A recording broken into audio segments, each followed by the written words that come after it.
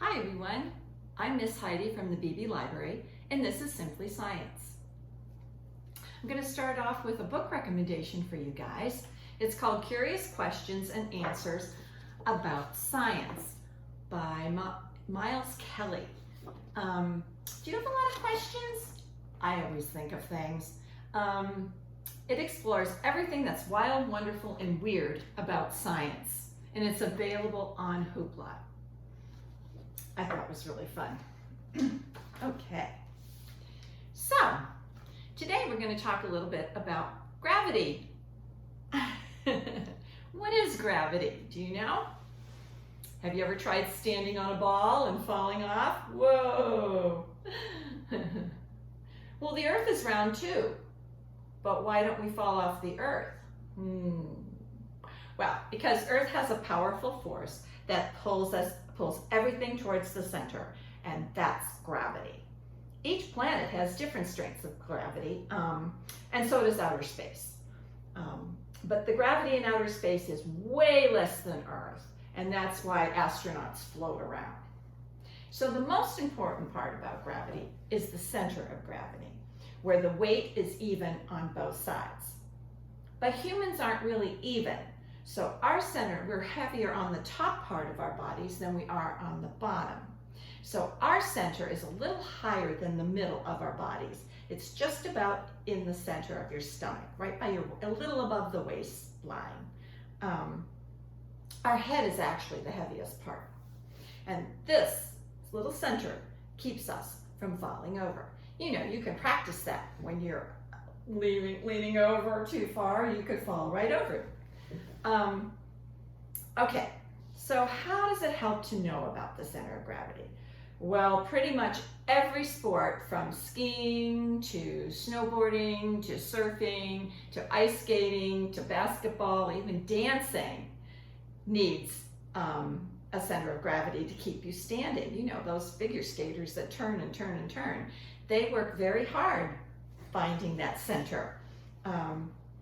And you don't want to topple over, so learning about it, knowing where it is every time you're doing a sport is very helpful. Even pole jumpers, sometimes you see those pole jumpers going all the way back over the pole until they're almost a U shape. Their center of gravity is under the pole. So there you go. Tightrope walkers, you think they're going to fall? They're so good at knowing where to move and where to balance and keep the weights even that they very rarely fall from that rope. So today I have a few things to test our ability to find that center of gravity. And one thing is, a very simple thing is just to get a pencil. Now, you know, the eraser part's going to be a little heavier, right? It's going to fall. So just practice finding the center of gravity with a pencil. This is pretty simple. There. But it's a little heavier on that side, so this pencil is probably a little shorter on this side. So you always have to compensate for that. All right, so let me introduce you to my little friend, my balancing buddy, right here. I'm gonna show him to you a little bit. I put a hat on him, but you can't put too many things or he won't balance. Now, this is him, and he's balanced really well. I can turn him and walk around with him. See how he wobbles and wobbles and wobbles? Why isn't he just falling down? Well, a lot of it are the weights at the end is keeping him grounded. And also, this toothpick.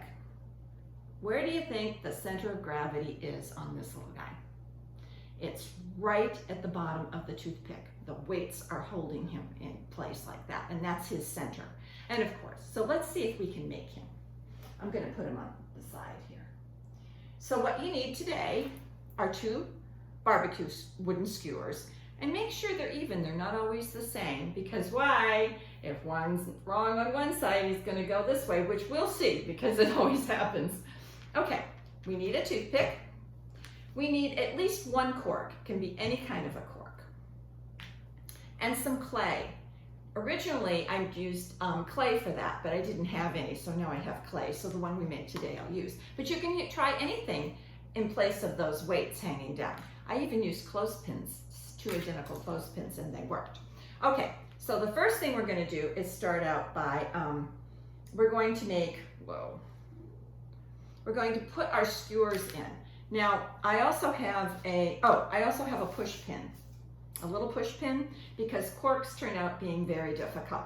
So you're going to make a hole and keep turning it around and put your skewer right there. Now, you see how it's at an angle? These skewers have to be in what they call a 45-degree angle. So if I put this pen, see the little space, the little triangle there? That's a 45-degree angle. And it has to be even on both sides. I see right now that mine aren't, so this ought to be interesting. Okay, all right. So you put that in, and then you turn them upside down, and you're gonna do the same thing. Get a little hole started for yourself. If it gets too tough, I use what we call an awl, but you're gonna need parents for that one. And you might need parent help for this. And be careful, because when you push this in, don't let these go. These skewers are tough and they can go right through your hand, so be careful, okay? Put them in like this, and if you can't, a parent will be able to help. All right, so I have this, I have the two things. So why isn't it standing? Whoa, because it needs the weight. Okay, so I had corks on mine because it didn't have clay. Then I thought, well, maybe we could do clothespins. So watch what happens when I do a clothespin. Okay, let's see. What happens? Oh, look at that. Now he's listening this way, so what? Maybe the clothespin isn't in the right spot. Maybe the toothpick isn't straight. So you have to judge. You have to juggle. Maybe these aren't, but he's not going to go anywhere. Okay, so let's try clay. That is a little bit harder. I have Model Magic, but it's a little too light for clay. But you have to make everything the same, right? So you're going to make 2 round balls, almost the same. Okay, probably. It's supposed to be exactly the same, but they probably won't be. And now I'm going to try and stick them on the ends and see what happens. This didn't work too well yesterday, so I like them though when they don't work. All right, so I've got them on there. Whoa! Why is he going that way? Because I might have too much clay on the end of him right now. And these might not be right. Okay, so let me see if I could take off a little bit of clay. Ooh. Let's see what happens now. Again, oh, that's a little bit better. He's standing better, but he's not going to go anywhere really. He's just going to be balancing on this little thing. So you can do something cute. I made the rest of my clay. Let's see, well, that's nothing good. Okay, I made him a little hat. You don't want to put too many things on him unless you put the same things on either side, right? Let's see. Make him a little hat. I love it. I like decorating. I'm gonna put a little face on him, and there you got him. He's right there. There's your balancing buddy. Whoa! But you have to fool around with it. It's never perfect. Make sure those are straight. Now this one, that must be the other side. So you're going to be juggling a little bit and see if you can get him to stand as straight as mine. So it's perfectly, once they're perfectly balanced, he should stand anywhere. And actually, even if he's not, he's going to be going, I mean, you can put him anywhere and he'll just stay like that. So the center of his gravity is right on the bottom of that little toothpick. Pretty cool, huh? I have one more cool thing for you. This is from Steve Spangler, one of my favorite guys. I couldn't resist this one. Okay. Now, this is one of his little clever experiments.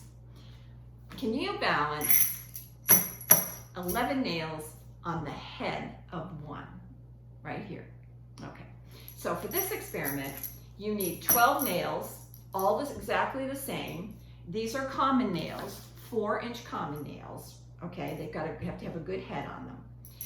A block of wood, doesn't have to be this. This was something I had downstairs. It can be a regular 2x4 cut, and you're going to need parents to help you set this up. And then you pound it in, and I pounded mine in about 1/2 inch, maybe a little more. Okay, so you can see that. Now, let's see. I have 1 nail in here, 11 nails more. Now, how could I possibly put them on? I can balance one like that. Whoa, whoa, whoa, whoa. Or I could probably balance one this way. Whoops, maybe not. Mine's not that even. But 11 of them, I gave up pretty quickly on this one because I was not sure. So, here's what you have to do. Let me go angle my camera down a little bit. And bring it in a little closer for you. Whoa, maybe not that close. Okay. All right.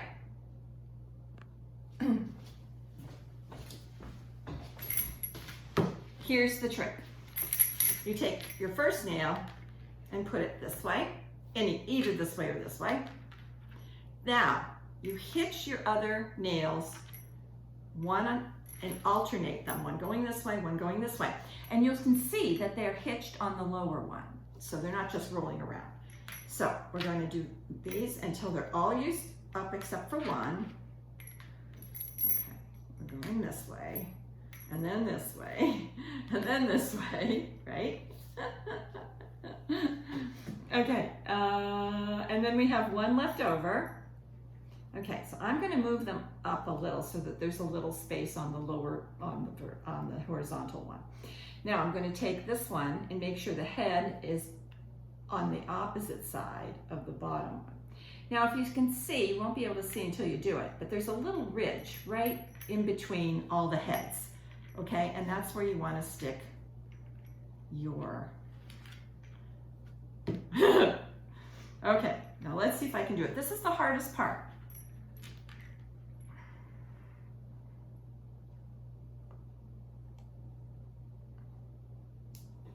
Ta-da! 11 nails on the head of one. It'd be a great gift to give the right person to do. So I hope you had a good time today. Have a good week and be curious. And I'll see you next time. Bye.